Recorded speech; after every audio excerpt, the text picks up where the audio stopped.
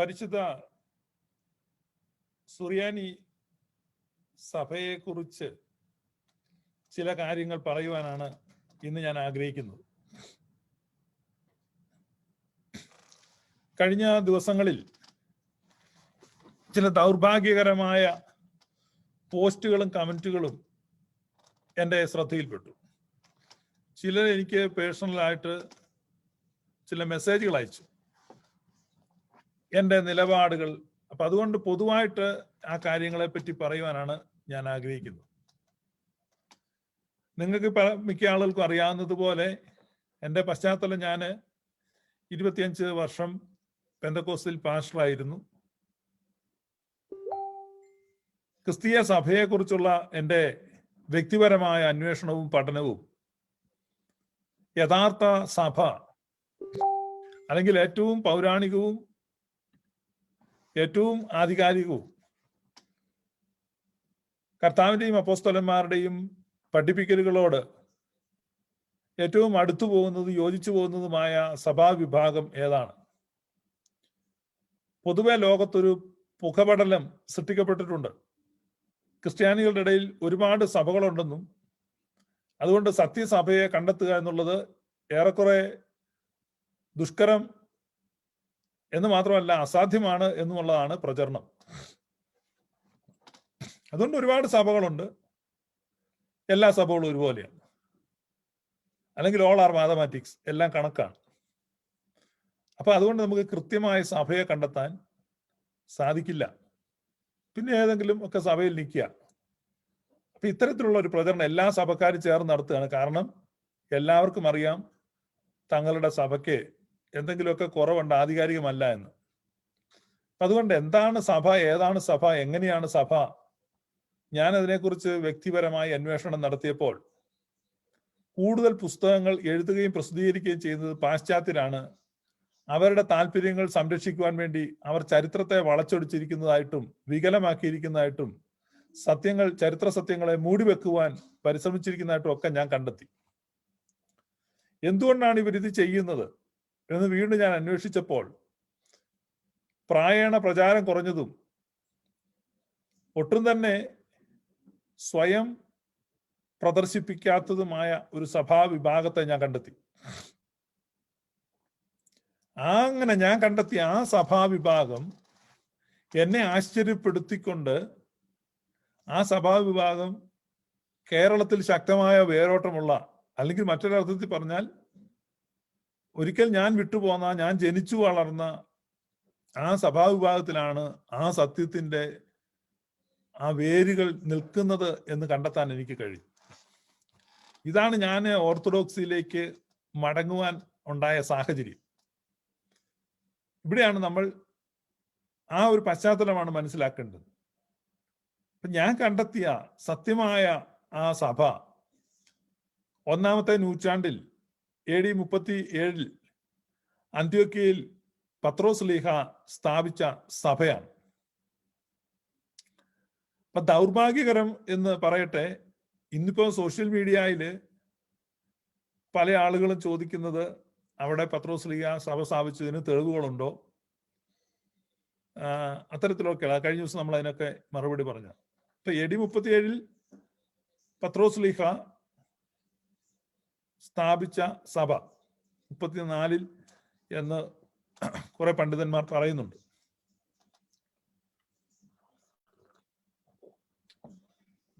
അപ്പൊ ആ സഭ ഇന്ന് നിലനിൽക്കുന്നു.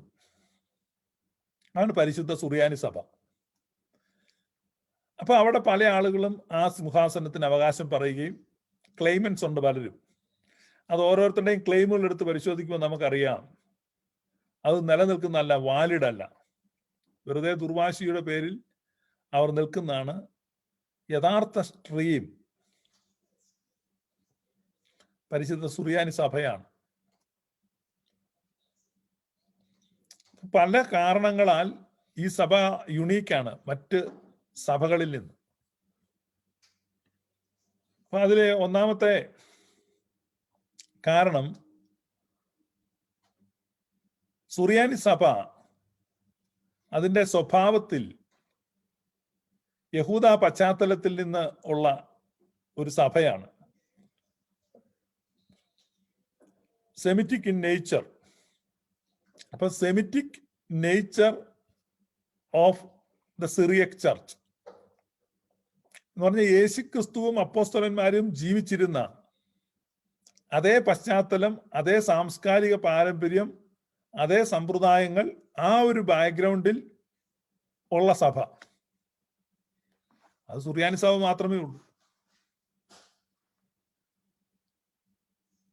അതായത് ക്രിസ്തുവും അപ്പോസ്തലന്മാരും ജീവിച്ചിരുന്ന ആ ഒരു കൾച്ചർ, ആ ഒരു ബാക്ക്ഗ്രൗണ്ട്, ജൂവിഷ് ബാക്ക്ഗ്രൗണ്ട്, ആ ഒരു ജൂവിഷ് ബാക്ക്ഗ്രൗണ്ടിൽ വന്നിരിക്കുന്ന ചർച്ച്, അതിനോട് ഏറ്റവും ക്ലോസ് ആയിട്ട് നിൽക്കുന്ന, ഇന്ന് ലോകത്തുള്ള എല്ലാ സഭകളെയും പരിശോധിച്ചാൽ നിങ്ങൾക്ക് കണ്ടെത്താൻ കഴിയുന്നത് സുറിയാനി സഭയാണ്. അപ്പൊ അതാണ് Semitic nature of the Syriac church.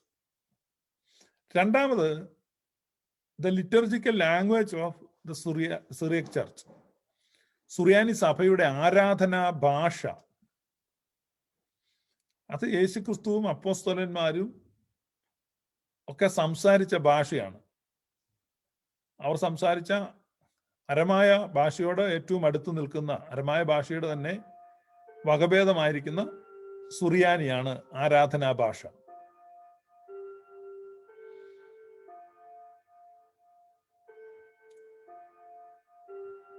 യേശുക്രിസ്തു തന്റെ പരസ്യ ശുശ്രൂഷ കാലത്ത് ആ ഭാഷയിലാണ് എഡേസയിലെ അബ്ഗാർ രാജാവിന് ഒരു കത്ത് അയച്ചത്. അബ്ഗാർ രാജാവ് അയച്ച കത്തിന് മറുപടിയായിട്ടാണ് കർത്താവ് ആ കത്ത് അയച്ചത്. അപ്പൊ ആ ഒരു ലിംഗ്വിസ്റ്റിക്കലായിട്ടുള്ള, ഭാഷാപരമായിട്ടുള്ള ഒരു പാരമ്പര്യം, ഇത് സഭയെ യുണീക്കാക്കുക. കർത്താവ് ഈശോ മിശിഹ സ്വർഗസ്ഥനായ പിതാവേ എന്ന പ്രാർത്ഥന പഠിപ്പിക്കുമ്പോൾ തൻ്റെ നാവിൽ നിന്ന് ഏതൊരു ഭാഷയിൽ ആ വാചകങ്ങൾ ഉതിർന്നു വീണുവോ അതേ ഭാഷയിൽ ഇന്നും ആ പ്രാർത്ഥനകളെ റിസൈറ്റ് ചെയ്യുന്ന ഒരു സഭാ വിഭാഗം. അതാണ് ഈ സഭയുടെ ഒരു വിശേഷത. അതിലെ ഭാഷയാണ്, ഭാഷയുടെ പ്രത്യേകതയാണ്.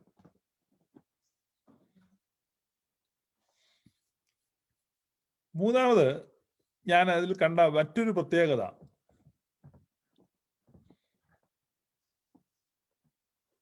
ഏറ്റവും പൗരാണികമായ ഒരു ലിറ്റർജി, വിശുദ്ധ യാക്കോബിന്റെ തക്സ ഇന്നും ഉപയോഗിക്കുന്ന ഒരു സഭ. ഒന്നാം നൂറ്റാണ്ടിൽ നിന്ന് പിന്തുടർന്നു പോരുന്ന ഒരു തക്സ, അഞ്ചാം നൂറ്റാണ്ടിൽ അത് വിപുലീകരിച്ചു എന്നുള്ളത് ഞാൻ വിസ്മരിക്കുന്നില്ല. എങ്കിലും ഏറ്റവും പൗരാണികമായ ആരാധനാക്രമത്തിന്റെ അവകാശികൾ, പിന്തുടർച്ചക്കാർ, നിങ്ങളുടെ ഹൃദയം കർത്താവിലേക്ക് ഉയർത്തുകയും, ഞങ്ങളുടെ ഹൃദയം കർത്താവിൽ സ്ഥിരമായിരിക്കുന്നു, നമുക്ക് കർത്താവിന് നന്ദി അർപ്പിക്കാം, അത് ഉചിതവും ശ്രേഷ്ഠവുമാകുന്നു, ന്യായവും യുക്തവുമാകുന്നു എന്നിങ്ങനെ ഒന്നാം നൂറ്റാണ്ടിൽ അപ്പോസ്തലന്മാർ അപ്പം നുറുക്കുവാൻ ഉപയോഗിച്ച അതേ മാതൃകയിൽ ഇന്നും ആരാധന നടത്തുന്ന ഒരു സഭ. അതാണ് എന്നെ ആകർഷിച്ച മറ്റൊരു ഘടകം. മറ്റൊരു പ്രധാനപ്പെട്ട വിഷയം, ഈ സഭയിലെ രക്തസാക്ഷികളാണ്. ആയിരങ്ങളല്ല, പതിനായിരങ്ങളല്ല, ലക്ഷക്കണക്കിന്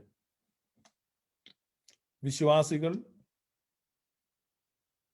അറിയപ്പെടാത്തവരായിട്ടും അറിയപ്പെടുന്നവരായിട്ടും ലക്ഷക്കണക്കിന് വിശ്വാസികൾ ഈ സഭയ്ക്ക് വേണ്ടി, ഈ സഭാവിശ്വാസത്തിന് വേണ്ടി ജീവൻ വെടിഞ്ഞു. പിന്നിട്ട് പോന്ന നൂറ്റാണ്ടുകളിലൂടെ ഭീഷണികൾ, പ്രലോഭനങ്ങൾ, മർദ്ദനങ്ങൾ, പീഡനങ്ങൾ, അടിച്ചമർത്തലുകൾ, ഇതിനെയെല്ലാം അതിജീവിച്ച് 20 നൂറ്റാണ്ടുകൾ പിന്നിട്ട് 21-ാം നൂറ്റാണ്ടിൽ ഒരു ശേഷിപ്പായിട്ട് നിലനിൽക്കുമ്പോൾ എൻ്റെ കാതുകളിൽ മുഴങ്ങുന്നത് കർത്താവിൻ്റെ വാഗ്ദാനമാണ്. ചെറിയ ആട്ടിൻകൂട്ടമേ, നിങ്ങൾ ഭയപ്പെടേണ്ട. നിങ്ങൾക്ക് രാജ്യം നൽകുവാൻ പിതാവ് പ്രസാദിച്ചിരിക്കുന്നു.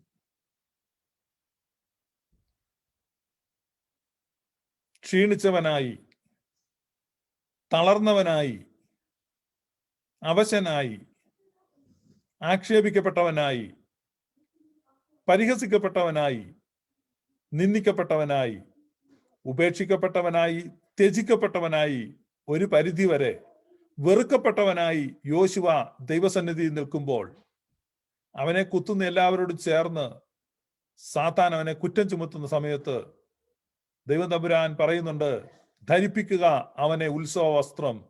അവൻ തീയിൽ നിന്ന് വലിച്ചെടുക്കപ്പെട്ട ഒരു കൊള്ളിയത്രേ. അപ്പൊ തീക്കുണ്ടത്തിൽ നിന്ന് വലിച്ചെടുക്കപ്പെട്ട ഒരു കൊള്ളി പോലെ കർത്താവിന്റെ സഭയിൽ പരിശുദ്ധ സുറിയാനി സഭ നിൽക്കുന്നതായിട്ടാണ് ഞാൻ കാണുന്നത്. ഈ നൂറ്റാണ്ടുകളിലെ ചരിത്രങ്ങൾ നമ്മൾ പരിശോധിക്കുമ്പോൾ അപ്പൊ സുറിയാനി സഭയെ സ്നേഹിക്കുവാൻ കാരണങ്ങൾ അനവധിയാണ്. മോഹൻലാൽ പറയുന്നുണ്ടല്ലോ, പ്രാർത്ഥിക്കുവാൻ കാരണങ്ങൾ പലതാണ്, ഓരോരുത്തർക്കും പല കാരണങ്ങൾ. പക്ഷെ ഈ സഭയെ സ്നേഹിക്കുവാൻ ഇത്രയും കാരണങ്ങൾ പോരെ. ഒന്ന്, അതിൻ്റെ ആരാധന ഭാഷയുടെ പ്രത്യേകത. 2, അതിൻ്റെ ലിറ്റർജിയുടെ പഴക്കം. 3, കർത്താവിൻ്റെയും ശിഷ്യന്മാരുടെയും ജീവിത പശ്ചാത്തലവുമായിട്ട് ആ സഭയ്ക്കുള്ള ഇഴയെടുപ്പം, അതേ ബാക്ക്ഗ്രൗണ്ടിൽ നിന്ന് വന്നിട്ടുള്ളത്. 4, ഈ സഭയുടെ വിശ്വാസത്തിന് വേണ്ടി ജീവൻ നൽകിയിട്ടുള്ള രക്തസാക്ഷികളുടെ ബഹുലത. ഈ സഭയിലെ ഒരു രക്തസാക്ഷിയാണ് ഗീവറിയ സഹദ. അഭിമാനത്തോടെ പറയാൻ പറ്റുന്ന എത്രയോ രക്തസാക്ഷി. ലിറ്റർജിയിൽ തന്നെ അവരെ അനുസ്മരിച്ച അത്ര ഗീതങ്ങൾ. ലോകം താത സഹോദരർ ജാതിയതും തറവാടും ആകെ ഉപേക്ഷിച്ച് യേശുവിനായി മരണം സ്നേഹിച്ച സഹോദരന്മാരെ അനുസ്മരിക്കുക. തങ്ങൾക്കുള്ളതിനെ എല്ലാം നഷ്ടപ്പെടുത്തി. തിരുവെഴുത്തിൽ 10-ാം അധ്യായം എബ്രായ ലേഖനത്തിൽ രേഖപ്പെടുത്തിയിരിക്കുകയാണ്, സ്വർഗത്തിൽ നിങ്ങൾക്ക് നിലനിൽക്കുന്ന ഉത്തമ സമ്പത്തുണ്ട് എന്ന് അറിഞ്ഞിട്ട് സമ്പത്തുക്കളുടെ അപഹാരത്തെ സന്തോഷത്തോടെ നിങ്ങൾ സഹിച്ചു. കൊള്ളയടിക്കപ്പെട്ടവരായി, വലിച്ചിഴക്കപ്പെട്ടവരായി, ബഹിഷ്കരിക്കപ്പെട്ടവരായി, നാടുകടത്തപ്പെട്ടവരായി, അലഞ്ഞു തിരിയേണ്ടി വന്നവരായി, പ്രവാസികളായി, മരുഭൂവാസികളായി ഒക്കെ അവർ അലഞ്ഞപ്പോഴും അവർ മുറുകെ പിടിച്ച ആ സത്യവിശ്വാസം കർത്താവായ യേശുക്രിസ്തുവിൻ്റെ നേർ ശിഷ്യരായ, അല്ലെങ്കിൽ ആ സ്ട്രീമിൽ ക്രിസ്തുവിൻ്റെയും അപ്പോസ്തലന്മാരുടെയും അതേ സ്ട്രീമിൽ വരുന്ന ഒരു സഭ, the mark of A true church, ആ യഥാർത്ഥ സഭയുടെ ഒരു അടയാളം അല്ലെങ്കിൽ ഒരു മാർക്ക്, അത് തന്നെയാണ് പെർസിക്യൂട്ടഡ് ചർച്ച്. അപ്പോൾ ലോകത്ത് സഭ എല്ലായ്പ്പോഴും പെർസിക്യൂട്ട് ചെയ്യപ്പെട്ടുകൊണ്ടാണ് ഇരിക്കുന്നത്. കാരണം സഭയെക്കുറിച്ച് ശലോമോൻ പറയുന്നത് മുള്ളുകളുടെ ഇടയിൽ ഒരു താമര എന്നാണ് വിശേഷിപ്പിക്കുന്നത്. ഈ താമര, മുള്ളുകളുടെ ഇടയിൽ ലില്ലി പുഷ്പം. താമര എന്ന് മലയാളത്തിലെ തർജിമയാണ്. അപ്പൊ ലില്ലി പുഷ്പം, ലില്ലി എമംഗ് ദ തോൺസ്. അപ്പൊ മുള്ളുകളുടെ ഇടയിലാണ് ഈ ലില്ലി പുഷ്പം നിൽക്കുന്നത്. ഓരോ കാറ്റടിക്കുമ്പോഴും ഈ ലില്ലി പുഷ്പത്തിൽ മുള്ളുകൾ കൊള്ളും. മുള്ളുകൾ കൊള്ളുമ്പോൾ ആ ലില്ലി പുഷ്പത്തിൽ പോറലുകൾ ഉണ്ടാകും. പോറലുകൾ ഉണ്ടാകുമ്പോൾ ആ ലില്ലി പുഷ്പത്തിൽ നിന്ന് തേനൂറുന്നത് പോലെ ഒരു സ്രവം ആ പുഷ്പത്തിന്റെ ദലങ്ങളെ കീറിമുറിക്കുന്ന മുള്ളുകൾ കീറിമുറിക്കുമ്പോൾ ആ പോറലുകളിലൂടെ ചെറിയ ഒരു സ്രവം പുറത്തേക്ക് വരും. അതിന് അതീവ ഹൃദ്യമായ സുഗന്ധമുണ്ട്.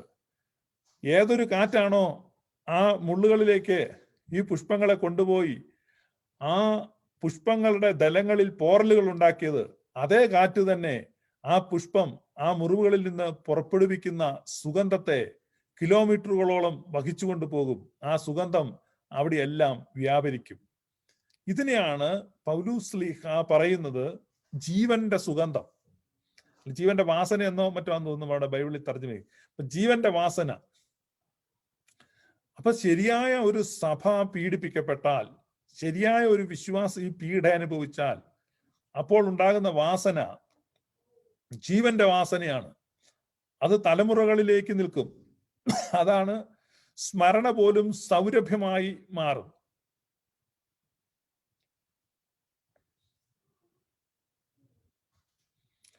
ഈ നമ്മൾ ധൂവപ്രാർത്ഥനയിൽ പലപ്പോഴും ആ ഒരു പ്രയോഗം വരുന്നുണ്ട്.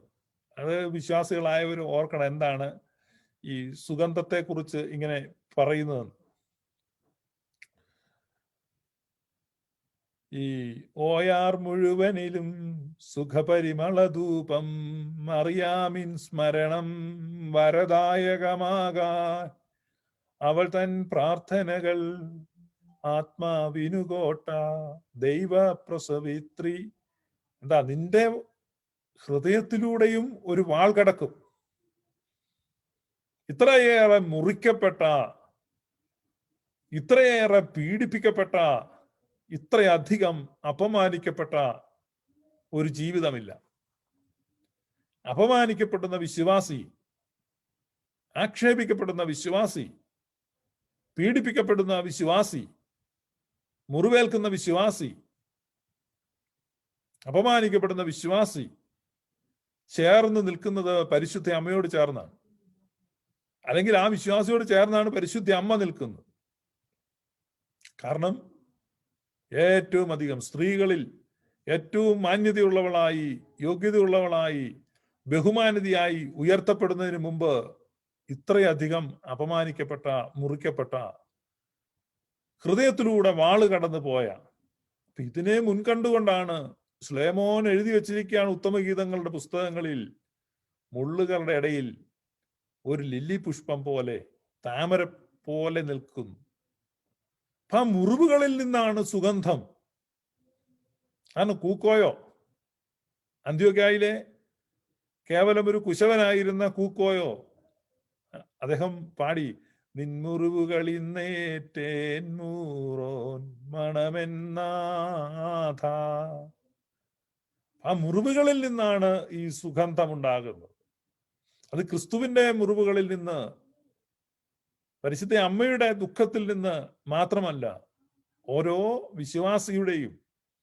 ഇന്ന് നിങ്ങൾ മുറിക്കപ്പെടുന്നെങ്കിൽ, ഇന്ന് നിങ്ങൾ ഞെരുക്കപ്പെടുന്നെങ്കിൽ, ഇന്ന് നിങ്ങൾ ഉപദ്രവം സഹിക്കുന്നു എങ്കിൽ, ഇന്ന് നിങ്ങൾ അപമാനിക്കപ്പെടുന്നുവെങ്കിൽ, ഇന്ന് നിങ്ങൾ കവർച്ച ചെയ്യപ്പെടുന്നുവെങ്കിൽ, ആക്ഷേപിക്കപ്പെടുന്നുവെങ്കിൽ, ആ മുറിവുകളെ, ആ അപമാനങ്ങളെ സുഗന്ധമാക്കി മാറ്റുകയാണ്.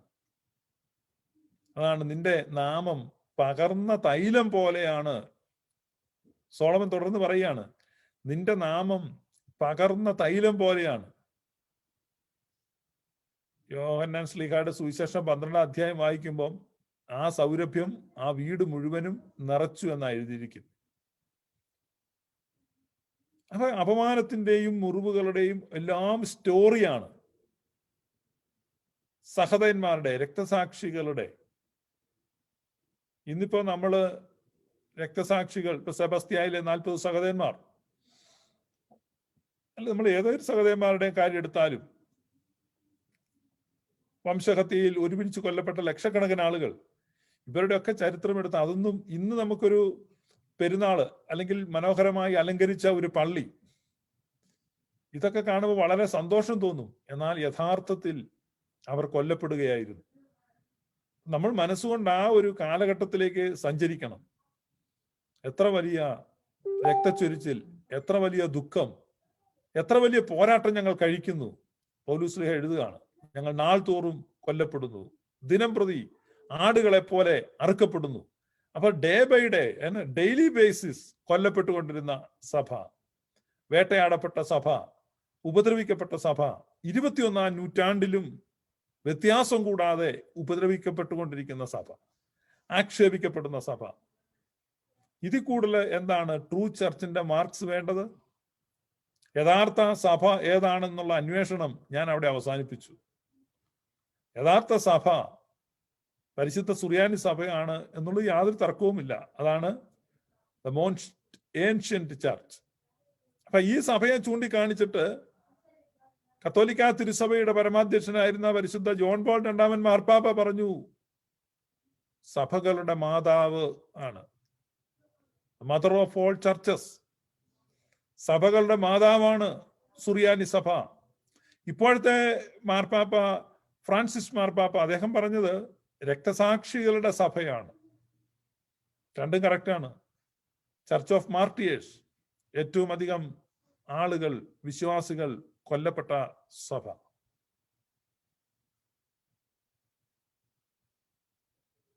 ഏറ്റവും അധികം കോടീശ്വരന്മാരുള്ള സഭ, ഏറ്റവും അധികം ധനികരുള്ള സഭ, ഏറ്റവും അധികം ഇൻഫ്ലുവൻഷ്യൽ പേഴ്സൺസ് ഉള്ള സഭ, ഏറ്റവും അധികം ഭൂസ്വത്തുള്ള സഭ. അങ്ങനെ പല വിശേഷണങ്ങളോടെ ലോകത്ത് പല സഭകളും കാണും. പക്ഷെ ഏറ്റവും അധികം വിശ്വാസികൾ കൊല്ലപ്പെട്ട സഭ എന്ന വിശേഷണത്തിന്റെ അവകാശി സുറിയാനി സഭയല്ലാതെ മറ്റൊരു സഭയുമില്ല. വേറൊരു സഭയ്ക്കും ആ വിശേഷണത്തിന് അവകാശം ഉന്നയിക്കാൻ കഴിയുകയില്ല. ഞാൻ ഇത് പറഞ്ഞത് കഴിഞ്ഞ ദിവസത്തെ ലൈവ് വീഡിയോയുടെ കീഴെ വളരെ മോശമായ കമന്റുകൾ കുറെ ആളുകൾ ഇട്ടു. അപ്പോൾ ആ കമന്റുകൾക്കൊക്കെ വ്യക്തിപരമായി മറുപടി കൊടുക്കുന്നത് ഏറെക്കുറെ അപ്രായോഗികമാണ്, അത് അസാധ്യമാണ്. അതുകൊണ്ടാണ് ഈ ലൈവിൽ ആ കാര്യങ്ങൾ പറയുന്നത്. പരിശുദ്ധ സുറിയാനി സഭ, ഞാൻ കണ്ടെത്തിയ സഭ, അതാണ് യഥാർത്ഥത്തിൽ ഉള്ള ട്രൂ ചർച്ച്.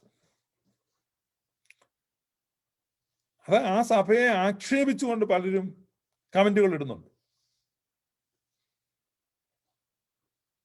അപ്പൊ നമുക്കതിനെ വിട്ടുകളയാം. നമുക്ക് അവരോട് താല്പര്യമില്ലെങ്കിൽ ആ സഭയെ വിട്ടുകളയുക. എന്തിനാണ് അവരെ സംബന്ധിച്ച് നമ്മൾ പരാമർശിക്കുന്നത്? കഴിഞ്ഞ ദിവസം ഒരു മാന്യൻ വളരെ യോഗ്യമായിട്ട് വന്ന് കമന്റ് ഇടുകയാണ്. പരിശുദ്ധ പത്രോസ് പാത്രീർക്കീസ് ബാവ മലങ്കര സന്ദർശിച്ചപ്പോൾ ഇവിടുന്ന് കുറെ അധികം പണം കൊണ്ടുപോയി അത്രേ. സംഭവം നടന്നിട്ട് 140 കൊല്ലം കഴിഞ്ഞു, 150 കൊല്ലത്തോളമായി. 1.5 നൂറ്റാണ്ട് മുമ്പ് ഒരു പാത്രീർക്കീസ് ബാവ മലങ്കര സന്ദർശിച്ചു. ആ ബാവയാണ് അന്ന് തന്റെ സെക്രട്ടറി ആയിട്ട് ചുറുചുറുക്കോടെ ഓടി നടന്ന് പ്രവർത്തിച്ച ഒരു കൊച്ചച്ഛനെ പിടിച്ച് മെത്രാൻ സ്ഥാനം കൊടുത്ത് വാഴിച്ചത്. അദ്ദേഹമാണ് ഇന്ന് പുണ്യശ്ലോകനായി പരിമല തിരുമേനി എന്ന് ലോകം മുഴുവൻ അറിയപ്പെടുന്നു. ആ പരിമല തിരുമേനി അടക്കം 6 പേരെ മലങ്കരയിൽ വെച്ച് മെത്രാൻ സ്ഥാനത്തേക്ക് ഉയർത്തുകയും ഒക്കെ ചെയ്തു. അത് പണം കിട്ടാനായിരുന്നു എന്നാണ് ഇന്നലെ എഴുതിയിരിക്കുന്നത്.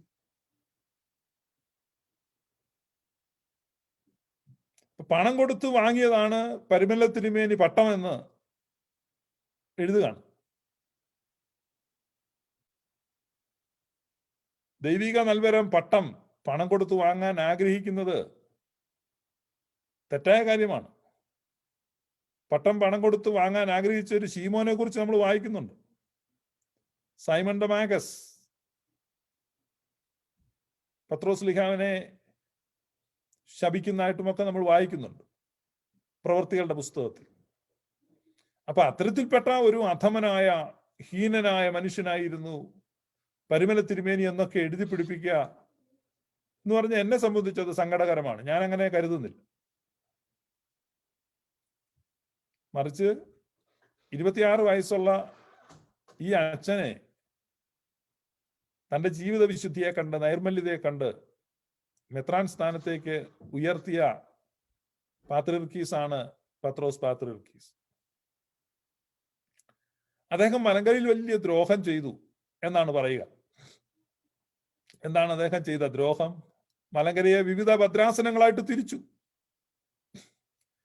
അത് അദ്ദേഹം ചെയ്ത ദ്രോഹമാണെങ്കിൽ ആ അഭിപ്രായമുള്ളവർ തിരിച്ച് ഭദ്രാസനങ്ങൾ എന്ന തിരിവിനെ മാറ്റി സഭ ഒന്നാക്കണം.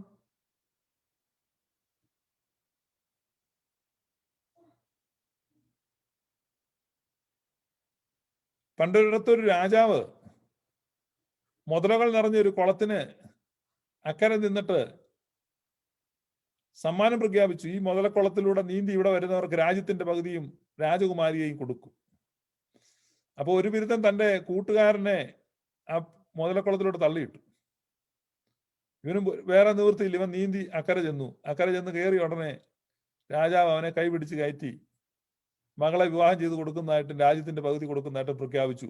അപ്പോഴും അവന് കലിപ്പ് തീരണില്ലല്ലോ. അവന് കലിപ്പ് തീരുന്നില്ല. അവൻ ചോദിക്കും, ആരടാ എന്നെ ഉന്തിയിട്ട്? ഇതാണ് ഇവൻ രാജ്യത്തിന്റെ പകുതി കിട്ടി, രാജകുമാരിയെ കിട്ടി, അപ്പോഴും ഉന്തിയിട്ടോനാണ്. മലങ്കര സഭയിൽ പത്രോസ് പാത്രിയർക്കീസ് ഇത്തരം ദ്രോഹം ചെയ്ത്, ഞാൻ പറയുന്നത് ഫേസ്ബുക്കിലെ കൂലി എഴുത്തുകാരെ കുറിച്ചാണ്. ഫേസ്ബുക്കിൽ വന്ന് കൂലി എഴുത്തുകാർ പരിശുദ്ധ സുറിയാനി സഭയെ ആക്ഷേപിക്കുവാൻ, അവിടുത്തെ പിതാക്കന്മാരെ ആക്ഷേപിക്കുവാൻ നിരന്തരം തൂലിക ചലിപ്പിക്കുന്ന, പേനയുന്തുന്ന, മുഖമില്ലാത്ത കൂലിക്കാരുണ്ട്. അവര് മനസ്സിലാക്കണം, അങ്ങനെ നിങ്ങൾ പറയുമ്പോൾ നിങ്ങൾ അതിനെ തിരുത്താൻ തയ്യാറാകണം. ഞാൻ കൂടെ നിൽക്കും, എനിക്ക് വലിയ താല്പര്യമാണ്. അങ്ങനെ ഒരു തെമ്മാടിത്തരം, ഒരു പാത്രിയർക്കീസ്, അതും ഒരു വിദേശി മലങ്കരയുടെ മണ്ണിൽ വന്ന് അങ്ങനെ ചെയ്തെങ്കിൽ അത് തിരുത്തണം. നാണക്കേടാണത്. അവനാരാ അങ്ങനെ ചെയ്യാൻ? പല ഭദ്രാസനങ്ങളായിട്ട് തിരിച്ചത്രേ ഒന്നായിരുന്ന നമ്മെ വിഭജിച്ച. അപ്പൊ ആ നടപടിയെ നമ്മൾ റിവോക്ക് ചെയ്യണം. അങ്ങനെയാണ് പ്രതികരിക്കേണ്ടത്. ആൺകുട്ടികൾ അങ്ങനെ വേണം. അങ്ങനെയാണ് നമുക്ക് ഭദ്രാസനങ്ങൾ വേണ്ട, ഒറ്റ സഭ, ഒറ്റ മെത്രാൻ, നടക്കട്ടെ അങ്ങനെ.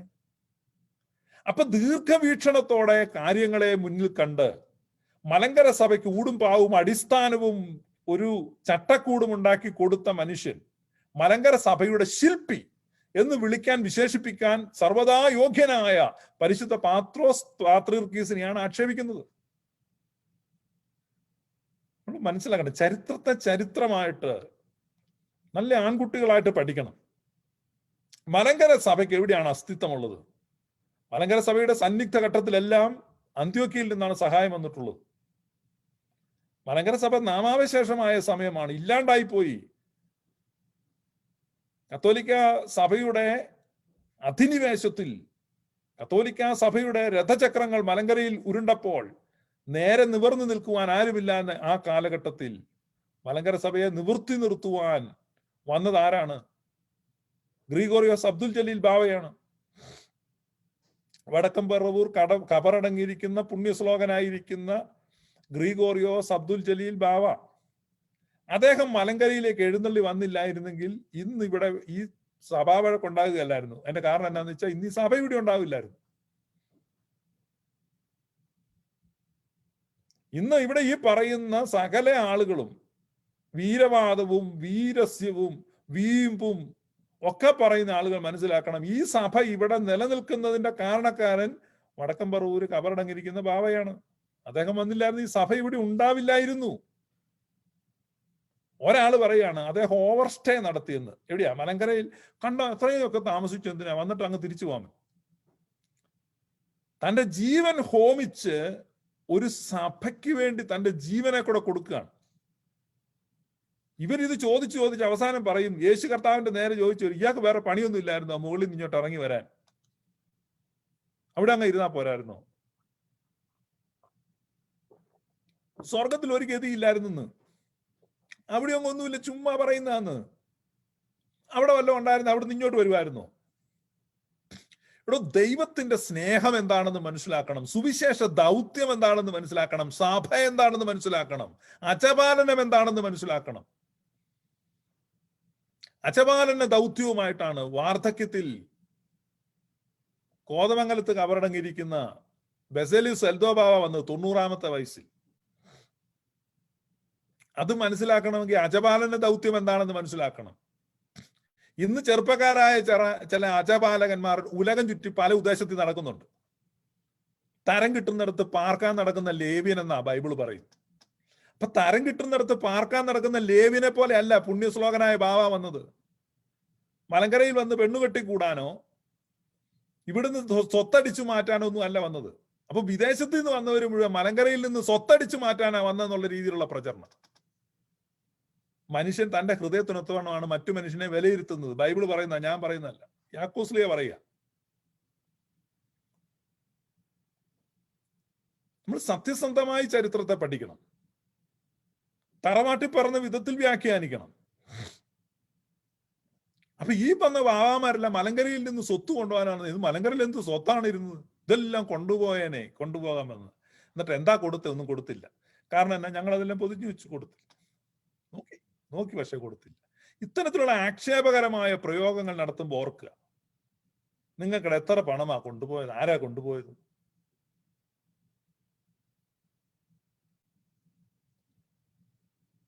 ആരാ കൊണ്ടുപോയത്?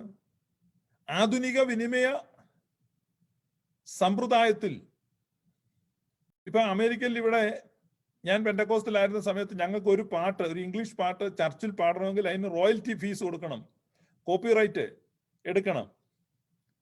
ഓരോ സൺഡേയും ആ പാട്ട് സ്ക്രീനെ കാണിക്കുന്നതിന് ഓരോ പള്ളിക്കാരും പാട്ട് പ്രൊഡ്യൂസ് ചെയ്ത് കമ്പനിക്ക് പൈസ കൊടുക്കുന്നുണ്ട്. അങ്ങനെയാണെങ്കിൽ മലങ്കരയിൽ ഈ 150 വർഷം പാടിയ ചെയ്ത കൂദാശകളുടെയും ഗീതങ്ങളുടെയും എല്ലാം കൂടെ റോയൽറ്റി അന്ത്യോക്യ സഭയ്ക്ക് കൊടുക്കുകയാണെങ്കിൽ ആ റോയൽറ്റി ഫീസ് മലങ്കര മുഴുവൻ എഴുതി വിറ്റാ കിട്ടത്തില്ല.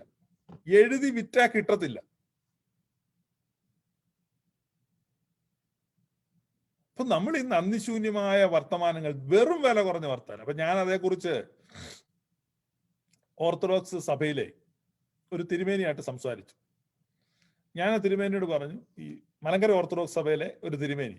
അപ്പൊ തിരുമേനിയോട് ഞാൻ പറഞ്ഞു, തിരുമേനി ഇതൊക്കെ സങ്കടകരമാണ്. കാരണം നമ്മുടെ പിതാക്കന്മാരും മലങ്കരയിൽ നിന്ന് മറ്റു സ്ഥലത്തു, ഇന്നിപ്പം മലങ്കര ഓർത്തഡോക്സിലെ തിരുമേനിമാര് കുവൈറ്റിൽ പോകുന്നു, ബഹ്റിനിൽ പോകുന്നു.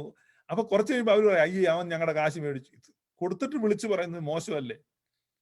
അപ്പൊ ആ തിരുമേനി എന്നോട് പറഞ്ഞു, അത് ഷിബു, അത് അങ്ങനെ ഈ ഫേസ്ബുക്കിൽ എഴുതുന്ന കുറച്ചു പേരൊക്കെ ഉണ്ടെന്ന്. തിരുമേനിക്ക് ഫേസ്ബുക്ക് ഒന്നുമില്ല. അപ്പൊ തിരുമേനി, ഓ അങ്ങനെ ഉണ്ടോ? അതെ, അവന്മാര് ഈ കുറച്ച് വടുകന്മാർ അങ്ങനെ എഴുതുന്നുണ്ട് ഷിബു, അത് ക്ഷമിക്കും.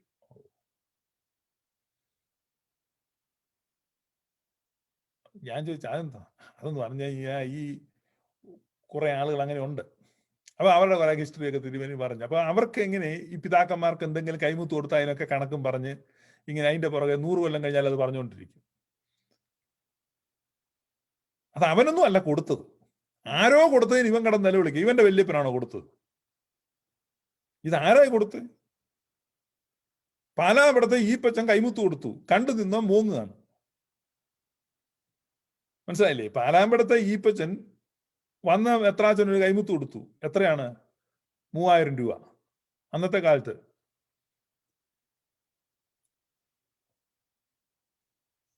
ഞാൻ ഉദാഹരണം പറഞ്ഞ കേട്ടോ. അപ്പൊ കണ്ടു നിന്ന ഒരാൾ എന്ത് ചെയ്യാം, അത്രയും കൊടുക്കണ്ടായിരുന്നു. അപ്പൊ അദ്ദേഹം വീട്ടിൽ ചെന്നത് പറയും, പിന്നെ അവന്റെ സന്തതി അതിരുന്ന് പറയും. അപ്പൊ ഇതൊക്കെ ആക്ഷേപകരമാണ്, വളരെ മോശം. നിങ്ങൾ പെന്തക്കോസ്തുകാരെ കണ്ടുപിടിക്കുക. എല്ലാ കാര്യത്തിലും ഞാൻ പെന്തക്കോസ്തുകാരെ ചീത്ത വിളിക്കുന്ന ആളാണ്. ഞാൻ ആ കാര്യത്തിൽ ചീത്ത വിളിക്കുന്നില്ല. അവരാരും അവരുടെ പാസ്റ്റർമാർക്ക് സ്തോത്ര കാഴ്ച കൊടുത്തിട്ടും സംഭാവന കൊടുത്തിട്ടും വിളിച്ചു പറഞ്ഞുകൊണ്ട് നടക്കുന്നില്ല. പെന്തക്കോസ്തുകാരുടെ ഇടയിൽ ഒരു ഇത് തന്നെ, പെന്തക്കോസ്റ്റൽ ഹാൻഡ് ഷേക്ക് എന്നാണ് പറയുന്നത്. എന്ന് പറഞ്ഞാൽ പെന്തക്കോസ്റ്റൽ ഹാൻഡ് ഷേക്ക് എന്ന് പറഞ്ഞാൽ അതിനകത്ത് പൈസ വെച്ച് കൊടുക്കുന്നതിനാണ്. അത് ബ്രദർകാർക്കും അത്രയ്ക്കില്ല, അത് പെന്തക്കോസ്റ്റിൽ മാത്രമുള്ള ഇതാണ്.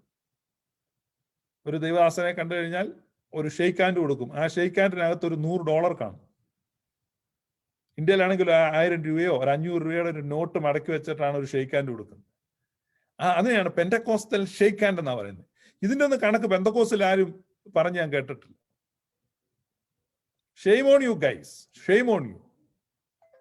മലങ്കര സഭ നാമാവശേഷമാകുന്നു എന്ന വാർത്ത കേട്ട് ആംഗ്ലിക്കൻ സഭ, ആംഗലേയവൽക്കരിക്കപ്പെട്ട മലങ്കര സഭയിലെ മാർത്തോമാ വിഭാഗം മലങ്കര സഭയിലെ പള്ളികൾ മുഴുവൻ കീഴടക്കുകയും മലങ്കര സഭയുടെ അസ്തിത്വവും വ്യക്തിത്വവും അടിത്തറയും കോണ്ടി എറിയുകയാണെന്ന് മനസ്സിലായി. മലങ്കര സഭ ഇല്ലാണ്ടായി പോകുമെന്ന അവസ്ഥയിൽ മലങ്കരയിൽ ആർക്കും ഒന്നും ചെയ്യാൻ കഴിയത്തില്ല എന്നുള്ള സാധ്യത വന്നപ്പോ ആ ഒരു ഘട്ടത്തിൽ നശിച്ചു പോകുന്ന മലങ്കര സഭയെ രക്ഷിക്കുവാൻ ഒന്നാം ഘട്ടത്തിൽ ഗ്രിഗോറിയോസ് അബ്ദുൽ ജലീൽ ബാവ വന്നെങ്കിൽ ഈ ഘട്ടത്തിൽ വന്ന ആളാണ് പത്രോസ് മൂന്നാമൻ പാത്രിർക്കീസ് ബാവ.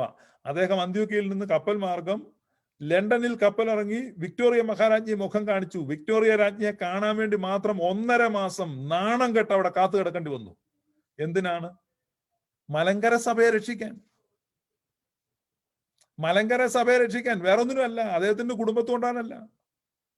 അങ്ങനെ കാത്തു കടന്ന് രാജ്ഞിയെ കാണാൻ അനുവാദം കിട്ടി ആ രാജ്ഞിയുടെ കയ്യിൽ നിന്ന് കൽപ്പന വാങ്ങിക്കൊണ്ട് വന്ന് ബ്രിട്ടീഷ് റെസിഡന്റിന് കൊടുത്തിട്ട് ബ്രിട്ടീഷ് ഗവൺമെന്റ് കേരളത്തിൽ മാർത്തോമാ സഭയ്ക്ക് ചെയ്തു കൊടുക്കുന്ന ഒത്താശകളിൽ നിന്ന് പിന്മാറുവാൻ രാജ്ഞിയുടെ കല്ലേ പിളർക്കുന്ന കൽപ്പനയുമായിട്ട് പത്രോസ് പാത്രിക്കീസ് ബാവ വന്ന് ആ കൽപ്പന കൊടുത്ത് അങ്ങനെ രൂപപ്പെടുത്തിയെടുത്ത സഭയാണ് മലങ്കര സഭ.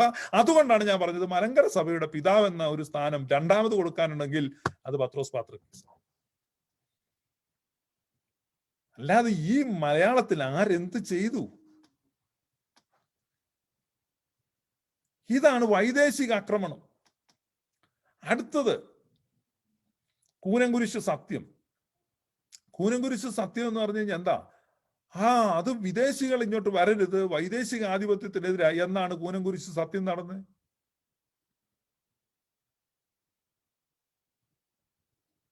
കൂനംകുരിശ് സത്യം നമ്മൾ അങ്ങനെ അങ്ങോട്ട് നടത്തുകയാണ്. 1653 കൂനംകുരിശ് സത്യം നടന്നു. പിന്നെ 1664 ആയപ്പോൾ ഗ്രിഗോറിയോസ് അബ്ദുൽ ജലീൽ ബാവ വരികയാണ്. ആരാണ്? തനി ഭാരതീയൻ ആണോ? അപ്പം 11 കൊല്ലം കഴിഞ്ഞപ്പോ കൂനംകുരിശ് സത്യം നടത്തി. അതായത് ഒരു വിദേശി, അങ്ങനെ അല്ല കേട്ടോ, ഇനി അങ്ങനെയാണെന്ന് വാദത്തിന് സംബന്ധിച്ചാൽ കൂനംകുരിശ് സത്യം ഒരു വിദേശ മേൽക്കോയ്മയും നമുക്ക് വേണ്ട, വിദേശികളുടെ ഇതൊന്നും വേണ്ട, വിദേശത്തുനിന്നൊന്നും വേണ്ട എന്നാണ് കൂനംകുരിശിൽ സത്യം ചെയ്തതെങ്കിൽ 11 കൊല്ലം കഴിഞ്ഞു വന്ന ഗ്രിഗോറിയോസ് അബ്ദുൽ ജലീൽ ബാവ എന്ന വിദേശിയെ മലങ്കര സഭ കൈനീട്ടി സ്വീകരിച്ച് എന്തിന്? കോമൺ സെൻസ് ഉപയോഗിച്ചാൽ മതി. ഇപ്പൊ എന്നോട് തർക്കിക്കാനും എന്നെ വിമർശിക്കാനും ഒക്കെ ഒരുപാട് ആളുകൾ ഇവിടെ ഇരുന്നിട്ട് ഇങ്ങനെ എഴുതി വെക്കുന്നുണ്ട്. നിങ്ങൾ ചിന്തിക്കേ, എന്റെ പൊന്നു മക്കളെ, നിങ്ങൾ ചിന്തിക്കേ. നിങ്ങളെ തെറ്റായ ചരിത്രം പറഞ്ഞു പഠിപ്പിച്ചിരിക്കുക. കൂനംകുരിശ് സത്യം വിദേശികൾ വേണ്ട, വിദേശ മേൽക്കോയ്മ വേണ്ട, വിദേശത്തു നിന്നൊന്നും വേണ്ട എന്നുള്ളതായിരുന്നു കൂനംകുരിശ് സത്യമെങ്കിൽ 11 കൊല്ലം കഴിഞ്ഞപ്പോൾ മലങ്കരയിലേക്ക് വന്ന വിദേശിയായ അബ്ദുൽ ജലീൽ ഗ്രിഗോറിയോസ് ബാവ എന്തിന് മലങ്കര സ്വീകരിച്ചു? നിലനിൽപ്പിന്റെ പ്രശ്നമാണ്.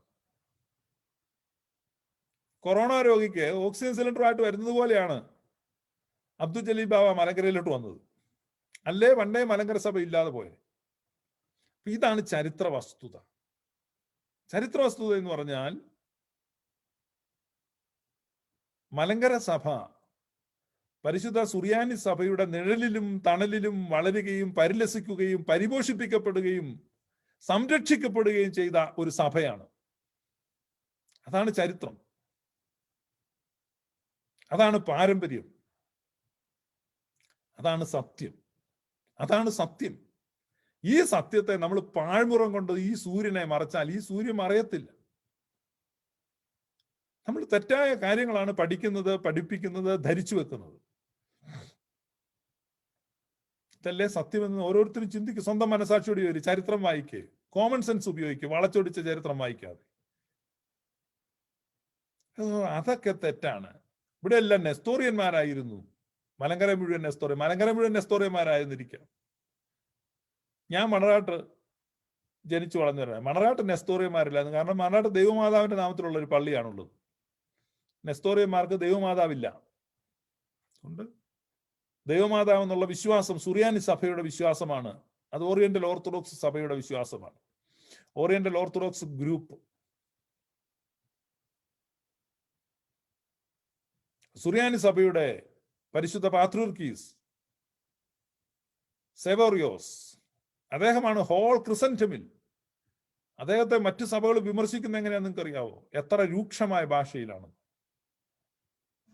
മറിയം സംശയം കൂടാതെ ദൈവമാതാവെന്ന് എല്ലായ്പ്പോഴും പ്രസംഗിച്ചത് സെവോറിയോസ് ആണ്.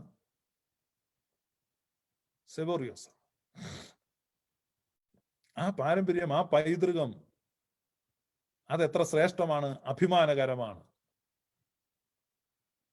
അപ്പൊ പരിശുദ്ധ സുറിയാനി സഭയിൽ നിന്ന് നമ്മൾ നാൾ തോറും ചീത്ത വിളിക്കുന്ന ആ സുറിയാനി സഭയിൽ നിന്ന് വേറിട്ടൊരു അസ്തിത്വമോ വ്യക്തിത്വമോ മലങ്കരയിൽ സഭയ്ക്കുണ്ടോ എന്ന് ഓരോരുത്തരും ചിന്തിക്കും.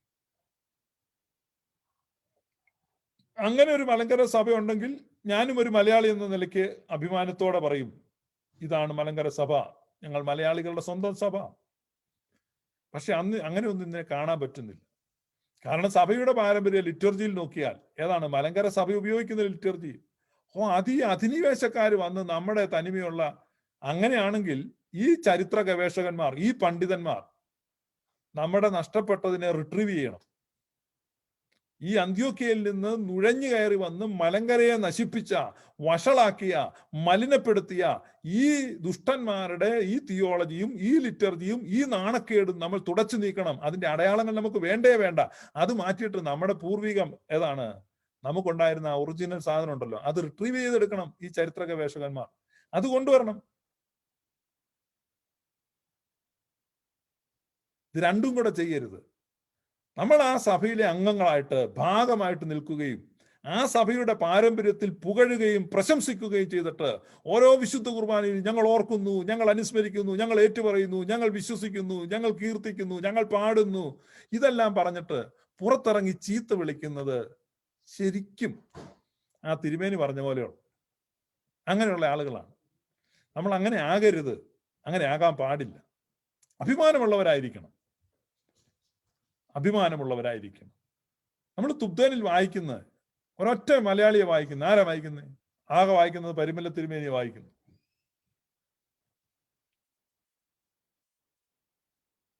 അപ്പൊ ഈ സുറിയാനി സഭയുടെ ശ്രേഷ്ഠതയിൽ, പാരമ്പര്യത്തിൽ, പിന്തുടർച്ചയിൽ അഭിരമിക്കുകയും അഭിമാനിക്കുകയും ചെയ്യുന്ന ഒരു സഭാഗാത്രമാണ് മലങ്കരയിലുള്ളത്. അത് അതിന്റെ ഭരണഘടനയിൽ നമുക്ക് കാണാം, അതിന്റെ ലിറ്റർജിയിൽ നമുക്ക് കാണാം, അതിന്റെ ഗീതങ്ങളിൽ നമുക്ക് കാണാം, അതിന്റെ അപ്പിയറൻസിൽ നമുക്ക് കാണാൻ പറ്റും. ഇത്ര കൃത്യമായിട്ട്, ഇത്ര വ്യക്തമായിട്ട്. പിന്നെ ഈ ഫേസ്ബുക്കിൽ വന്നും ഇരുന്ന് ഈ വിഴുപ്പലക്കുന്നത് തികച്ചും തെറ്റാണ്, അല്ലെങ്കിൽ ഭയങ്കര ദ്രോഹമാണ് എന്ന് മനസ്സിലാക്കുക. ഇതുമായിട്ട് മലങ്കര സഭയിലെ വ്യവഹാരത്തെ സംബന്ധിച്ച് അല്ലെങ്കിൽ കോടതി വിധികളെ സംബന്ധിച്ച് അതുമായിട്ട് ഇതിന് ബന്ധമൊന്നുമില്ല. മലങ്കര സഭയിലെ കോടതി വിധി അത് മലങ്കര സഭയുടെ അഡ്മിനിസ്ട്രേഷനെ സംബന്ധിച്ചാണ്.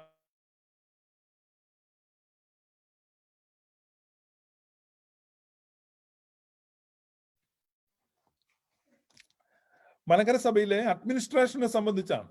അതായത് മലങ്കര സഭ എങ്ങനെയാണ് ഭരിക്കപ്പെടേണ്ടത്, അതേ സംബന്ധിച്ചായിരുന്നു തർക്കം.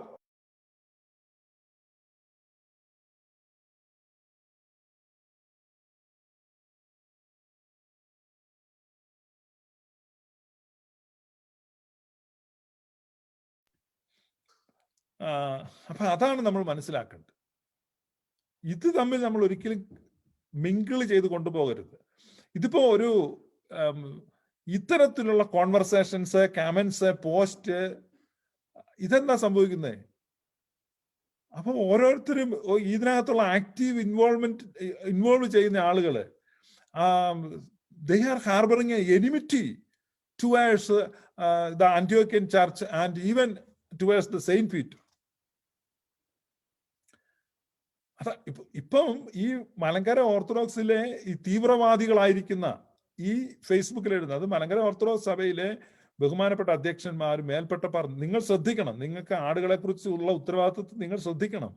കാരണം ഇവർക്ക് ഈ യങ് ജനറേഷൻ അല്ലെങ്കിൽ ഈ ആക്ടിവിസ്റ്റുകളായിട്ടുള്ള ആളുകള് ഞാൻ നിരീക്ഷിച്ചതാണ്, അവരുടെ ഹൃദയത്തിൽ ഹാർബറിങ് എനിമിറ്റി ആരാക്കാണ്? അന്ത്യോക്യൻ പാത്രിക്കീസിനോട് മാത്രമല്ല, പത്രോസ് ലീഗായോട് പോലും ആ കമന്റുകൾ കാണുന്നുണ്ട്. പത്രോസ് ലീഗായ വരെ ട്രോളുന്ന കമന്റുകളാണ്. അപ്പൊ ഇത് പത്രോസ് ലീഗായുടെ ആളുകളാണ് അന്ത്യോക്യയിലുള്ളതെന്നും മലങ്കരയിലുള്ളത് തോമാസ് ലീഗായുടെ ആളുകളാണെന്നും ഒക്കെ അങ്ങ് തെറ്റിദ്ധരിക്കുകയാണ്. AD 3-ാം നൂറ്റാണ്ടിൽ അന്ത്യോക്യൻ പാത്രിക്കീസിൻ ബാവയുടെ കൽപ്പന പ്രകാരം തോമാസ് ലീഗായുടെ തിരുശേഷിപ്പുകൾ എഡേസയിലേക്ക് കൊണ്ടുപോയി. അവിടെയൊന്നും ഉള്ളവർക്ക് ആർക്കും തോമാസ് ലീഗായുടെ വിരോധമില്ല. തോമാസ് ലീഗയെ സംബന്ധിച്ച് അവർ പ്രാർത്ഥനകളും ഗീതങ്ങളിനകത്തും എല്ലാം തോമാസ് ലീഗ ഉൾപ്പെടുത്തിയിരിക്കുകയാണ്. ഇന്നും അവരുടെ ഒരു പ്രാർത്ഥനകളിലും തോമാസ് ലീഗയെ അനുസ്മരിക്കാതെ അത് അവസാനിക്കുന്നുമില്ല. അപ്പൊ നമ്മൾ ഈ മനസ്സിലാക്കേണ്ടത്, അപ്പൊ അതിന് പകരമായിട്ട് രണ്ടു പക്ഷത്തു നിന്നും തെറ്റായ ദൈവശാസ്ത്ര ബോധ്യങ്ങളോടുകൂടെ കമന്റുകൾ ഇടുന്ന ഒരു പ്രവണത കാണുന്നുണ്ട്. അതൊക്കെ തികച്ചും തെറ്റാണ്. മലങ്കര സഭയിലുണ്ടായ ദൗർഭാഗ്യകരമായ ഭിന്നത, 2 ഫാക്ഷൻസ്, വളരെ ദൗർഭാഗ്യകരമായ ഭിന്നതയാണ്. ആ ഭിന്നത അതിനകത്ത് ഇതൊന്നും കാരണമല്ല. മലങ്കര സഭ എന്റെ നിരീക്ഷണത്തിൽ, അല്ലെങ്കിൽ എന്റെ ബോധ്യത്തിൽ, എന്റെ വിശ്വാസത്തിൽ, ഞാൻ മുമ്പേ പറഞ്ഞ ആ 5 യോഗ്യതയും, അല്ലെങ്കിൽ ആ യോഗ്യതകളുടെ മുഴുവൻ അവകാശവും, പിന്തുടർച്ചയും, പാരമ്പര്യവും അവകാശപ്പെടുവാൻ, അഭിമാനിക്കുവാൻ കഴിയുന്ന സഭയാണ് മലങ്കരയിലെ സഭ എന്നാണ് ഞാൻ വിശ്വസിക്കുന്നത്. എന്തൊക്കെയാ ഞാൻ പറഞ്ഞ ശ്രേഷ്ഠത? The ancient church, the ancient liturgy, the liturgical language and the number of martyrs. ഈ 4 കാര്യങ്ങളും, ട്രൂ ചർച്ച് എന്നുള്ള ഈ 4 കാര്യങ്ങളും, ഈ 4 മാർക്കിനും മലങ്കരയിലുള്ള ഓരോ വിശ്വാസികളും അതിന്റെ അവകാശികൾ തന്നെയാണ്, അതിൽ അഭിമാനിക്കാൻ കഴിയുന്നവരാണ്. അപ്പൊ അതിനകത്ത് യാക്കോബായ സഭയെന്നോ ഓർത്തഡോക്സ് സഭയെന്നോ ഒന്നുമില്ല. there is only one church in Malankara. മലങ്കരയിൽ ഒരു സഭയേ ഉള്ളൂ. ആ സഭ ഇങ്ങനെ ഈ പാരമ്പര്യവും ഈ അവകാശവും ഈ അഭിമാനകരമായിരിക്കുന്ന കാര്യങ്ങളെല്ലാം ഉള്ളതാണ്. ഇന്ന് അതൊരു നുഖമാണെന്നും അതിനെ കുടഞ്ഞെറിഞ്ഞ് കളയണമെന്നും അതിനെ തകർക്കണമെന്നും ഒക്കെ പറഞ്ഞ് കമന്റുകൾ ഇടുന്ന ആളുകളുണ്ട്. നിങ്ങൾ മനസ്സിലാക്കേണ്ടത്, നിങ്ങൾക്കിതൊരു നുഖമായിട്ട് തോന്നുന്നു, ആക്ഷേപകരമായിട്ട് തോന്നുന്നു, അപമാനകരമായിട്ട് തോന്നുന്നെങ്കിൽ മാത്രം പലവട്ടം ആലോചിച്ചിട്ട് പുതിയൊരു സഭ തുടങ്ങുക. പുതിയൊരു ലിറ്റർജി, അടിമത്തങ്ങളില്ലാത്ത, അപമാനകരമായ പരാമർശങ്ങളില്ലാത്ത, തികച്ചും സ്വതന്ത്രമായ, തനിമയുള്ള, കേരളീയമായ, ഭാരതീയമായ ഒരെണ്ണം തുടങ്ങുക. സഭ ഭാരതീയമല്ല ഒരിക്കലും. കാരണം വിശ്വാസ പ്രമാണത്തിൽ ഏറ്റുപറയുന്നത് ഞങ്ങളൊരു ഇന്ത്യൻ സഭയിൽ വിശ്വസിക്കുന്നു എന്നല്ല, സാർവത്രികമായ, അപ്പോസ്തലികവും കാതോലികവും ശ്ലൈഹികവും ഏകവും വിശുദ്ധവുമായ സഭയിൽ വിശ്വസിക്കുന്നു എന്നാണ് പറയുന്നത്. അതാണ് സഭ. ഇതാണ് എന്നെ സംബന്ധിച്ചുള്ള എൻ്റെ എക്ലീഷ്യാസ്റ്റിക്കൽ കാഴ്ചപ്പാട്. ഇതിനെ സംബന്ധിച്ചാണ് ഈ കഴിഞ്ഞ ദിവസങ്ങളിൽ ഓരോരുത്തർ ഇങ്ങനെ എഴുതിക്കൊണ്ടിരിക്കുന്നത്. അതുകൊണ്ടാണ് ഞാൻ പറഞ്ഞത്, നിങ്ങൾക്ക് ഡിസ്പ്യൂട്ട് ഉണ്ടെങ്കിൽ, അല്ലെങ്കിൽ ഞാൻ പറയുന്നത് തെറ്റാണെങ്കിൽ കാര്യകാരണ സഹിതം എന്നോട് പറഞ്ഞാൽ ഞാനത് തിരുത്താൻ ഏത് സമയത്തും തയ്യാറാണ്. കാരണം എന്നെ സംബന്ധിച്ച് ഞാൻ ഏറ്റവും വലിയ ഒരു തിരുത്തലാണ് നടത്തിയത്. ഞാൻ പെന്തക്കോസ് ഉപദേശം വിട്ട് ഞാൻ ഓർത്തഡോക്സിയെ സ്വീകരിക്കുവാൻ തയ്യാറായി. അതിനെനിക്ക് പ്രത്യേകിച്ച് നേട്ടമൊന്നുമില്ല. ഇനി ഇപ്പൊ നിൽക്കുന്ന എൻ്റെ ഈ നിലപാടുകളിൽ നിന്ന് ഇത് തെറ്റാണ്, ഇതാണ് കുറെ കൂടെ കൃത്യമായ നിലപാടെന്ന് ഞാൻ ആ നിലപാടിലേക്ക് മാറ്റും. കാരണം അഭിപ്രായ ഇരുമ്പലൊക്കെ ഒന്നും. അതുകൊണ്ട് നിങ്ങൾ എന്നെ എഡ്യൂക്കേറ്റ് ചെയ്യുക, കൈൻഡ്ലി എഡ്യൂക്കേറ്റ് മീ. നിങ്ങൾ എന്നോട് പിണങ്ങരുത്. നിങ്ങളെ കാര്യങ്ങൾ എന്നോട് പറഞ്ഞ് മനസ്സിലാക്കിയാൽ ഞാൻ സ്വീകരിക്കാൻ തയ്യാറാണ്. അപ്പൊ ഇതാണ് എൻ്റെ നിലപാടുകൾ. ഇതാണ് സഭ, ട്രൂ ചർച്ച്. ആ ട്രൂ ചർച്ചിന്റെ ഇമ്പോർട്ടൻസ്, ആ ട്രൂ ചർച്ചിന്റെ പ്രാധാന്യം അതാണ് എന്ന് പറയുവാനാണ് ഞാൻ ഉദ്ദേശിച്ചത്. അല്ലാതെ കേരളത്തിൽ നമുക്ക് എവിടെയാണ് പിതാക്കന്മാർ ഉള്ളത്? എവിടെയാണ് നമ്മുടെ അപ്പോസ്തോലിക പിതാക്കന്മാർ, സഭാപിതാക്കന്മാർ എവിടെയാണുള്ളത്? നമ്മൾ നിക്കയായിലും കുസ്തന്തീനോപ്പോലിസിലും എഫേസോസിലും വെച്ചുണ്ടായ പുണ്യപ്പെട്ട 3 പൊതുസുന്നോദോസുകളിലും അവയിലുണ്ടായിരുന്ന വിശുദ്ധന്മാരെയും പിതാക്കന്മാരെയും ഒക്കെയാണ് അനുസ്മരിക്കുന്നത്. നമ്മുടെ പൈതൃകവും നമ്മുടെ പാരമ്പര്യവും നമ്മുടെ സഭയുടെ അടിസ്ഥാനവും എല്ലാം ആ 3 സുന്നോദോസുകളിലേക്ക് കേന്ദ്രീകരിച്ചാണ് നമ്മൾ ചൊല്ലുന്നത്. നമ്മൾ പറയുന്ന തരത്തിലാണ് ഒരു സഭ നിൽക്കേണ്ടതെങ്കിൽ ഇതെല്ലാം അതിന് വിരുദ്ധമായിട്ടുള്ള കാര്യമാണ്. അതുകൊണ്ട് നമ്മൾ കൃത്യമായിട്ട്, ഇനിയിപ്പോൾ ഞാൻ ഇത് ക്ലോസ് ചെയ്യാണ്. ഒരു ഉദാഹരണം പറയുന്ന അസുഖമുള്ളതുകൊണ്ട് ഒരു ഉദാഹരണം കൂടെ പറയാം. അപ്പൊ ഇത് ഒരു ഡീസൽ വണ്ടിയിൽ ഡീസൽ ഒഴിക്കുന്നത് പോലെ, അല്ലെങ്കിൽ ഒരു പെട്രോൾ വണ്ടിയിൽ പെട്രോൾ തന്നെ ഒഴിക്കുന്നത് പോലെ, ആ പെട്രോൾ വണ്ടിയിൽ കൊണ്ട് ഡീസൽ ഒഴിച്ചാൽ അതെങ്ങനെ ആയിത്തീരുമോ അതുപോലെ ആയിത്തീരും. അതുകൊണ്ട് ഈ പെട്രോൾ വണ്ടിയാണിത്, അത് നമ്മൾ അത് മനസ്സിലാക്കുക, വണ്ടിയുടെ ഘടന മനസ്സിലാക്കുക, ഇത് പെട്രോൾ വണ്ടിയാണെന്ന് മനസ്സിലാക്കുക, അതിൽ പെട്രോൾ തന്നെ ഒഴിക്കുക. കാരണം അതിൽ പെട്രോൾ തന്നെ ഒഴിച്ചെങ്കിലേ അത് ശരിയായിട്ട് ഫങ്ഷൻ ചെയ്യുകയുള്ളൂ എന്നുള്ള കാര്യം നമ്മൾ മറക്കരുത്. അത് നമ്മൾ മനസ്സിലാക്കുക. ഇനി ഒരു കാര്യം കൂടെ, ഇത് പറയുമ്പം ഇത്തരത്തിലുള്ള ഈ അപമാനകരമായ കാര്യങ്ങൾ നമ്മൾ ഫേസ്ബുക്കിൽ എഴുതുമ്പോൾ ഇത് ഓർത്തഡോക്സിനെ എങ്ങനെയോ സഹായിക്കുക, അല്ലെങ്കിൽ മലങ്കര ഓർത്തഡോക്സ് സഭയെ we are helping Orthodox Church എന്ന് ചിന്തിക്കുന്ന ആളുകളുണ്ട്. ഈ കമന്റുകൾ കാണുമ്പോൾ ചില ആളുകളും ചിന്തിക്കുന്നു, ഇവരെത്ര കൂറുള്ള ഓർത്തഡോക്സ്, ഇവർ കൂറുള്ള ഓർത്തഡോക്സുകാരൊന്നും യാതൊരു വിവരമില്ലാത്ത തീവ്രവാദികളാണ്. കാരണം ഇതൊന്നും ഒരിക്കലും ഓർത്തഡോക്സ് സഭയെ ഹെൽപ്പ് ചെയ്യുന്നില്ല. കാരണം ഓർത്തഡോക്സ് സഭയെ സംബന്ധിച്ച് ഇന്ത്യയിലെ പരമോന്നത കോടതിയായ സുപ്രീം കോടതിയിൽ നിന്നൊരു വിധി കിട്ടി 2017 ജൂലൈ 3. ആ വിധി കിട്ടാൻ വേണ്ടി കോടതിയിൽ ഇത്തരം വൃത്തികേടുകളൊന്നും പറഞ്ഞിട്ടല്ല വിധി മേടിച്ചു. അത് നിങ്ങൾ മനസ്സിലാക്കണം. നിങ്ങൾക്ക് അതിനകത്ത് താല്പര്യമുണ്ടെങ്കിൽ സുപ്രീം കോടതിയിൽ അപേക്ഷ കൊടുത്ത് അതിന്റെ ട്രാൻസ്ക്രിപ്റ്റ് കിട്ടും. ഒരു പക്ഷേ റെക്കോർഡഡ് ആയിട്ടുണ്ടെങ്കിൽ, അതായത് ഈ ചില വക്കീലന്മാർ പ്രിപ്പയർ ചെയ്തിട്ടുള്ള നോട്ട്സ് അത് അവരുടെ ഓഫീസുമായിട്ടൊക്കെ ബന്ധപ്പെട്ട കിട്ടും. അല്ലെങ്കിൽ അത് അന്ന് വിധി വായിച്ചു നോക്കുക, വാദം കേട്ടവരോട് ചോദിക്കുക. ഇതൊന്നും പറഞ്ഞല്ല. എന്ന് പറഞ്ഞാൽ നിങ്ങൾ ഇന്ന് ഈ ഫേസ്ബുക്കിൽ പറയുന്ന തരത്തിലുള്ള അപമാനകരവും ആക്ഷേപകരവും അടിസ്ഥാനരഹിതവും അബദ്ധജടിലവും പരസ്പര വിരുദ്ധവും ഒക്കെ ആയിട്ടുള്ള കാര്യങ്ങൾ പറഞ്ഞിട്ടൊന്നും അല്ല കോടതി വിധിച്ചത്. കോടതിയിൽ വസ്തുതകളെ രേഖകളുടെ സഹായത്തോടെ സമർപ്പിച്ചിട്ടാണ് കോടതി വിധി ഉണ്ടായിട്ടുള്ളത്. അതുകൊണ്ട് ആ കോടതി വിധി എന്താണെന്നും അതെങ്ങനെയാണ് ലഭിച്ചതെന്നും മനസ്സിലാക്കുക, അതിന്റെ അന്തസത്തയെ ഉൾക്കൊള്ളുക. അല്ലാതെ ഇത്തരത്തിലുള്ള അടിസ്ഥാന കോടതിയിൽ ഒന്ന് പറയും, പുറത്ത് ഞങ്ങൾ വെറ്റെന്ന് പറയും, അതല്ല. അത് ആരുടെ സ്വഭാവമാണ്? സത്യം പറയുക, സത്യം പ്രവർത്തിക്കുക. ഞങ്ങൾ കോടതിയിൽ അങ്ങനെ പറഞ്ഞതേ ഉള്ളൂ. എന്നോട് ഇന്നലെ ഒരാൾ വിളിച്ചു, എനിക്ക് വളരെ ദുഃഖം തോന്നി. പക്ഷെ കോടതിയിൽ അന്നേരം അങ്ങനെ ജയിക്കാൻ വേണ്ടി പറഞ്ഞു. അങ്ങനെയല്ല, നമ്മൾ അതാദ്യം മനസ്സിലാക്കുക, അല്ലെങ്കിൽ തിരുത്തി പറയുക. ഒന്ന് കോടതി വിധി എന്ത് വന്നോ അവിടെ നമ്മൾ പറഞ്ഞ ചരിത്രമാണ്, അവിടെ നമ്മൾ പറഞ്ഞ അഭിപ്രായമാണ്, അവിടെ നമ്മൾ സമർപ്പിച്ച ദൈവശാസ്ത്രമാണ്. അതാണ് ശരിയായ ദൈവശാസ്ത്രം. അതിന്റെ അടിസ്ഥാനത്തിൽ വേണം നമ്മൾ സംസാരിക്കാൻ. അപ്പൊ ഇത്തരത്തിലുള്ള അനാരോഗ്യകരമായ പ്രവണത അത് സഭയെ ക്ഷയിപ്പിക്കുവാൻ, ജീർണിപ്പിക്കുവാൻ, ശിഥിലമാക്കുവാൻ, തകർക്കുവാൻ, ഛിദ്രിപ്പിക്കുവാൻ, ഭിന്നിപ്പിക്കുവാൻ, വിഘടിപ്പിക്കുവാൻ, ധൂളിയാക്കി മാറ്റുവാൻ മാത്രമേ സഹായിക്കുകയുള്ളൂ എന്ന് നിങ്ങൾ ഓരോരുത്തരും മനസ്സിലാക്കുക. അല്ല, you are not helping Orthodox Church. I am specifically saying you are not helping Malankara Orthodox Church, but you are ruining by doing this. സഭയെ നശിപ്പിക്കുകയാണ്, ഒട്ടും തന്നെ സഹായിക്കുകയല്ല.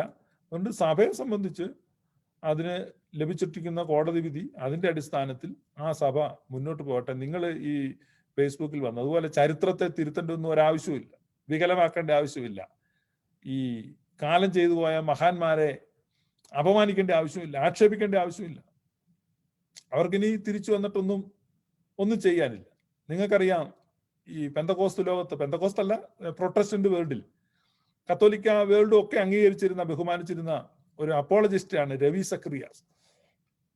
എനിക്കും വലിയ താല്പര്യമുള്ള ആളായിരുന്നു. എലക്വൻസി എന്ന് പറഞ്ഞാൽ അദ്ദേഹത്തിന്റെ പ്രസംഗ പാഠവും അത്ര ഭയങ്കരമായിരുന്നു. ഇവിടെ സായിപ്പുമാര് ഒരു ഇന്ത്യക്കാരന്റെ മുമ്പിൽ തല കുനിച്ചിരുന്നിട്ടുണ്ടെങ്കിൽ രവി സക്രിയയുടെ മുമ്പിൽ മാത്രമേ ഉള്ളൂ. രവി സക്രിയ സംസാരിക്കാൻ തുടങ്ങുമ്പോൾ സായിപ്പുമാർ ലജ്ജിച്ചു. അത്രമാത്രം പ്രസംഗ പടുവായിരുന്നു, പ്രസംഗ കലയിൽ അദ്വിതീയനായിരുന്നു, ഫിലോസഫർ ആയിരുന്നു, അപ്പോളജിസ്റ്റ് ആയിരുന്നു. അദ്ദേഹം ക്യാൻസർ ബാധിതനായിട്ട് മരിച്ചു. 2 വർഷമായി അദ്ദേഹം മരിച്ചിട്ട്. ഈ ഹ്യൂസ്റ്റണിലായിരുന്നു അദ്ദേഹത്തിന്റെ ഫ്യൂണറൽ. ഞാൻ അദ്ദേഹത്തിന്റെ ഫ്യൂണറലിൽ പോയിട്ടുണ്ടായിരുന്നു. മഹാനായൊരു മനുഷ്യൻ, ക്രിസ്ത്യാനി, as a great Christian of 20th century എന്ന് പറഞ്ഞാൽ അതിലൊരു രവി സക്രിയ വരും, അത്ര മാത്രം. അപ്പൊ അദ്ദേഹം മരിച്ചു കഴിഞ്ഞപ്പോ ഇപ്പൊ ഈ കഴിഞ്ഞ മാസം ഒരു ആരോപണം, ഇദ്ദേഹം ഒരു മസാജ് പാർലറിൽ പോകുമായിരുന്നു. അപ്പം അവിടെ ഉണ്ടായിരുന്ന 3 പെണ്ണുങ്ങളുടെ ശരീരങ്ങളിൽ ഇദ്ദേഹം അയോഗ്യമായി അവിടെ ഇവിടെ തൊട്ടു, മസാജ് ചെയ്തപ്പോൾ മുട്ടിയെന്നോ തട്ടിയെന്നോ. അദ്ദേഹം ജീവിച്ചിരുന്നപ്പോൾ അങ്ങനെ ഒരു ആരോപണം ഇല്ലായിരുന്നു, പരാതിയില്ല. അപ്പൊ അദ്ദേഹം മരിച്ചു കഴിഞ്ഞപ്പം അദ്ദേഹത്തിന്റെ മിനിസ്ട്രിക്ക് $1 മില്യൺ കണക്കിന് സ്വത്തുണ്ട്, ഭയങ്കര ഫണ്ടുണ്ട്. ഈ ഹ്യൂജ് എമൗണ്ട് കണ്ടപ്പോൾ അതിൽ കുറെ തട്ടിയെടുക്കാൻ വേണ്ടി തൽപര കക്ഷികൾ, അദ്ദേഹം എവിടെയോ മസാജ് ചെയ്യാൻ പോയപ്പോൾ അവിടെ 2 പെണ്ണുങ്ങളെ തട്ടി, മറ്റു രീതിയിലുള്ള റേപ്പ് ചെയ്തെന്നോ അല്ലെങ്കിൽ സെക്ഷലി അബ്യൂസ് ചെയ്യുന്നൊന്നുമില്ല, ഇംപ്രോപ്പർ ആയിട്ട് ടച്ച് ചെയ്തു. നിങ്ങൾ അമേരിക്കൻ പത്രങ്ങളിലൊക്കെ വലിയ വാർത്തയാണ് രവി സക്രിയ. കാരണം അദ്ദേഹത്തിന്റെ ആ വ്യക്തിത്വത്തെ താറടിച്ച് കാണിക്കാൻ ആഗ്രഹിക്കുന്നവർക്ക് അതിനുള്ള അവസരമാണ്, ടാർണിഷ് ചെയ്യാനുള്ള അവസരം കിട്ടി, അതുപോലെ പണം അടിച്ചു മാറ്റാനുള്ള അവസരം കിട്ടി, ഇത്തരത്തിലുള്ള. അല്ല, അങ്ങനെ എന്തെങ്കിലും ഉണ്ടെങ്കിൽ അദ്ദേഹം ജീവിച്ചിരുന്നോ പറയണമായിരുന്നു. അപ്പോൾ അതിന് മറുപടി കേൾക്കാമായിരുന്നു. മോശമാണ്, നമ്മൾ മരിച്ചു കഴിഞ്ഞു. മലങ്കരയിലെ മുഴുവൻ മക്കൾക്കും വേണ്ടി പരിശുദ്ധനായ പരിമല തിരുമേനിയെ വാഴിച്ച പത്രോസ് പാത്രിയർക്കീസിനോട് എളിയവനായി ഞാൻ മാപ്പ് ചോദിക്കാം. പരിശുദ്ധ പിതാവേ, ക്ഷമിക്കണമേ, മലങ്കരയ്ക്ക് വേണ്ടി പ്രാർത്ഥിക്കണമേ. മറ്റേ തിരുമേനി പറഞ്ഞ് ഞാൻ പറയുന്നത് നിന്നെയൊക്കെ വിളിക്കാൻ, നിന്റെയൊക്കെ തന്തയ്ക്കും തറവാട്ടിനും കൂട്ടി ആ തിരുമേനി നല്ല കണക്കിന് പറഞ്ഞായിരുന്നു. എന്നെ നേരിട്ട് വിളിക്കാമെങ്കിൽ ഞാൻ പറഞ്ഞുതരാം എന്നാണ്. ദൈവം നിങ്ങളെല്ലാം അനുഗ്രഹിക്കട്ടെ. May God bless you. Thank you.